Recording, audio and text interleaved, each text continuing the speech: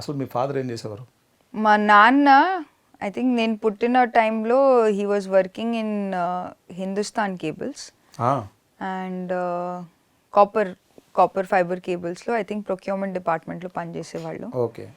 దాని తర్వాత స్టెర్లైట్ అనుకుంటా which now is Vedanta group.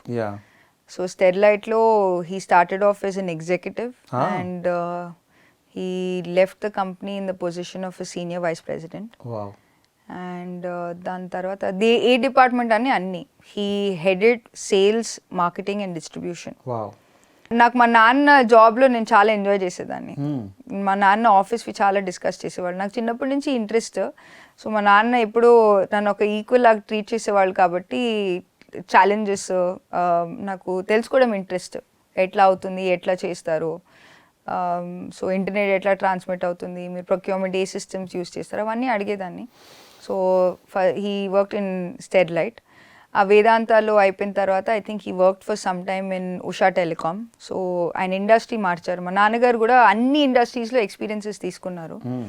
So ఏదైతే అది Balco, aluminium, minerals and rare ఎలిమెంట్స్తో స్టెర్లైట్ వాళ్ళు, వేదాంత వాళ్ళు ఆయిల్, కోల్లో పనిచేస్తారు. అదే he join telecom industry.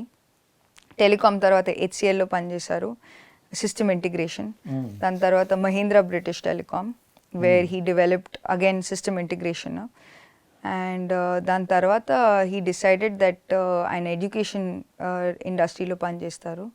So then he joined Sharda University as the Director of Corporate Affairs.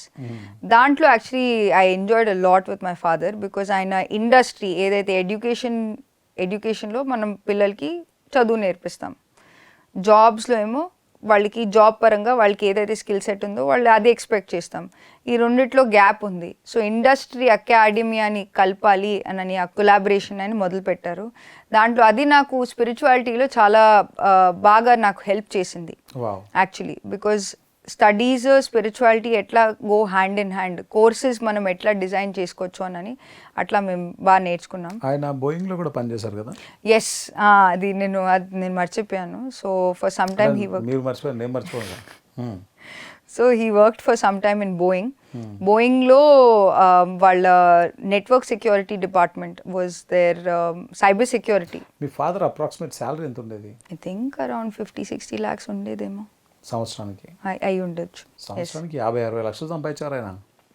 అది ఆ టైంలో. అంటే ఎప్పుడైతే ఆయనకి హెల్త్ కొంచెం బాగోలేదో మెల్లమెల్లగా he started to withdraw from his responsibilities.